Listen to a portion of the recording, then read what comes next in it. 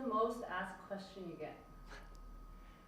I would say the most asked question is, where do you hide your dick? That's like on everybody's mind. So I was like, but where do you put your junk? I cut it off, I put it in the freezer. Where is it? Where could it be? And what would you like to be as? Ooh. I would say I would probably like to be asked just like, how are you? How was your day? You know, just the generic questions, because people don't really take this as being generic, so they immediately attack with a question. Where it's not like, hey, how are you? How was your day? Or something like that. What is your artist name?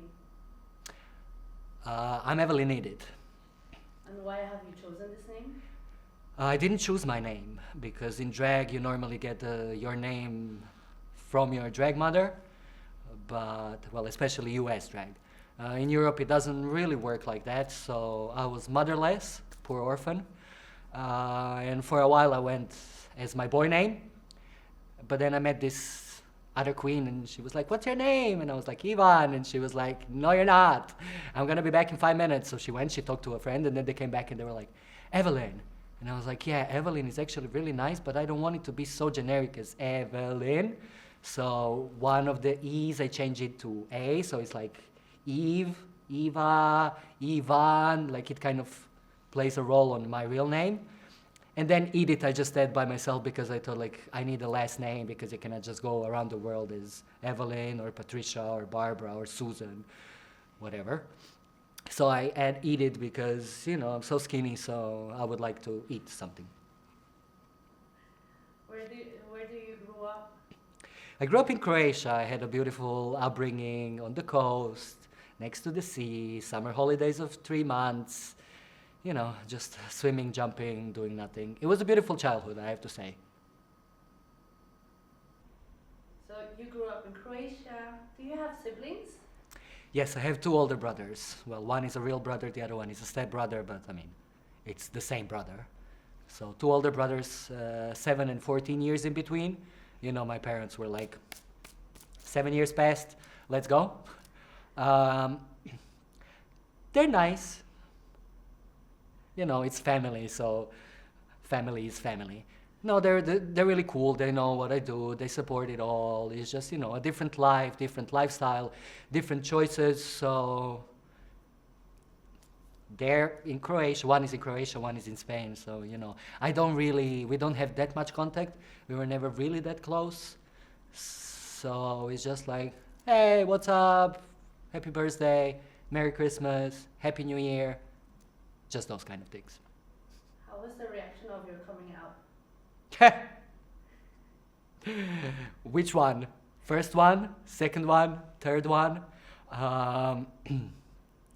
Reaction of coming out. Well,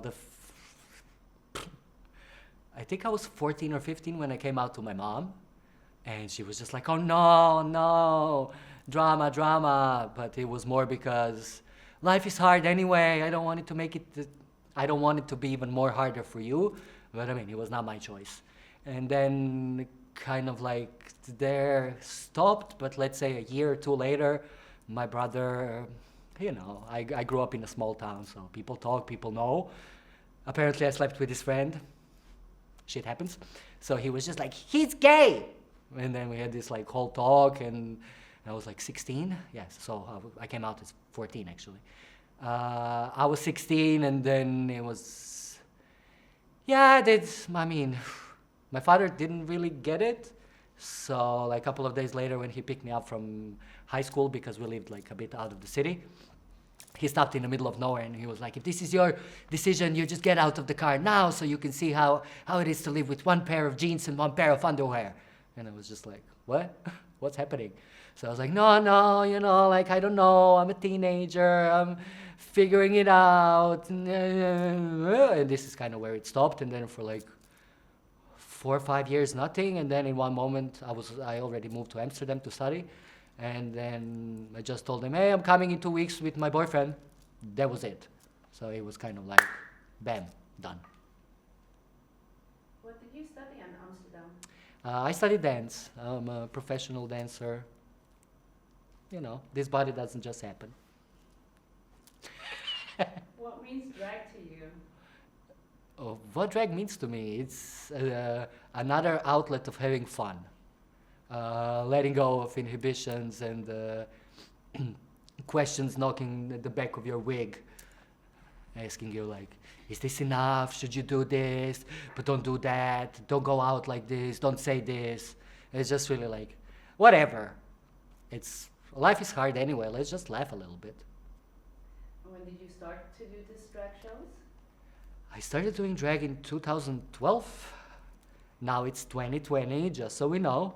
This has been filmed on the... Which date is today? The 11th. 11th. So this has been filmed in 2020. Today is 11th of January.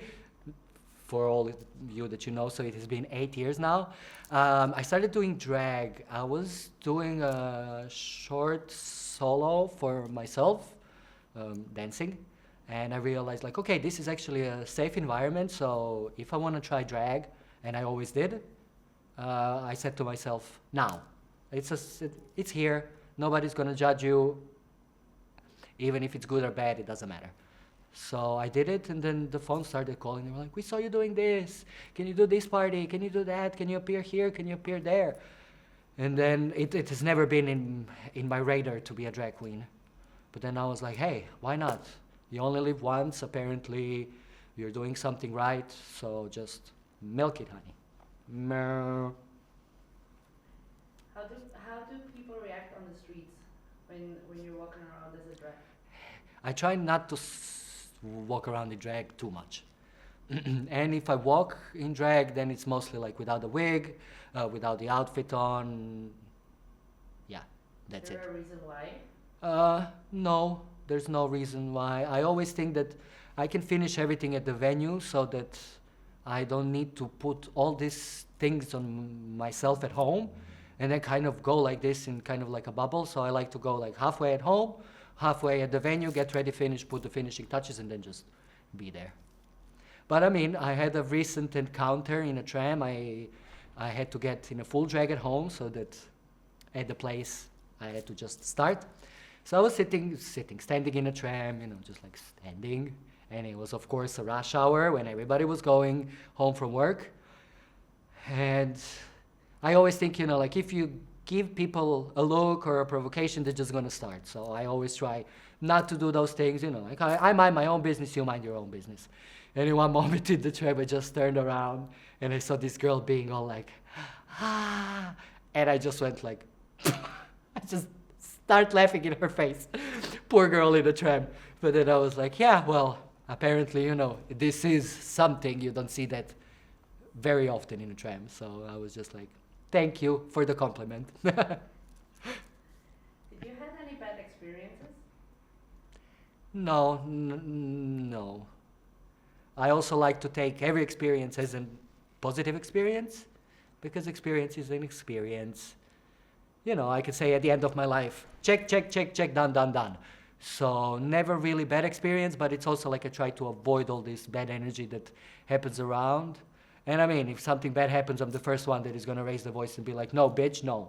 I told you no, and stuff like this. But I try to avoid confrontation, vocabulary, by communication. I love this. What is your worst fear? Oh, my worst fear would be just to do a parachute jump, or like that somebody would just push me off a balcony, basically free fall. Like very often, you know, also, you know this when you like start to fall asleep and then all of a sudden you just wake up because you felt like you dropped somewhere. Like this happens, let's say once a month, that in a dream and just keep on flying towards this ground and it's just never coming, but it's there. It's losing control. Yeah, very much control freak, you know, oral, anal. I go for anal. Thank you.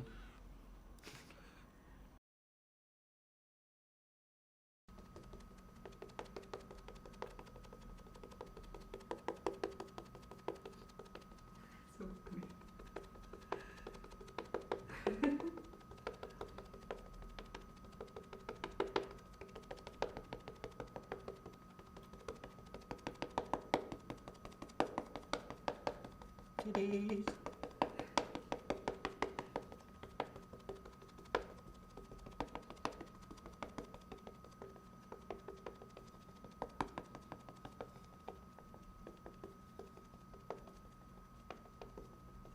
You know, you never know who's looking from the back.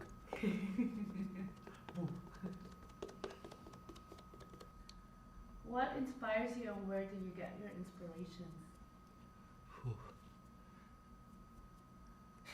A lot of things, a lot of people inspire me. I inspire myself, let's go like that. That's great. Yeah. I always try to think what would people like to see, that it would be fun for them, that they don't have to think too much. It's just, you know, entertainment. So I'm inspired by the people. For the people. What's happening around in the world at the moment, I'm very inspired. I'm trying to make a new number out of Greta's speech because the thing was hilarious. How dare you on the other side of the ocean? So, yeah. So soon you're gonna have a show about Greta. Yes. So look alike? Um, Kind of.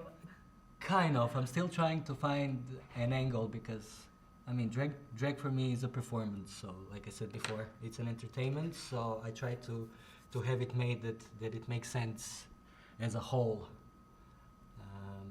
The whole number. So it's not about what she's saying, because she's saying a lot of numbers in there. It's more about what I'm trying to get out is all of the how dare you, I don't believe that, and stuff like this, so that at the end it would just make sense mixing it with other music. Oh, now it's going to become difficult to talk and Okay, draw, well, but just it's let you- okay. No, we can go. Yeah? I love this question. What I like most about Evalyn? Well, Evalyn is me anyway. It's just that as Evalyn, I do some stuff that as Ivan I would never do. You know, they even say that drag queens can get away with murder. So I kind of take that advantage of it.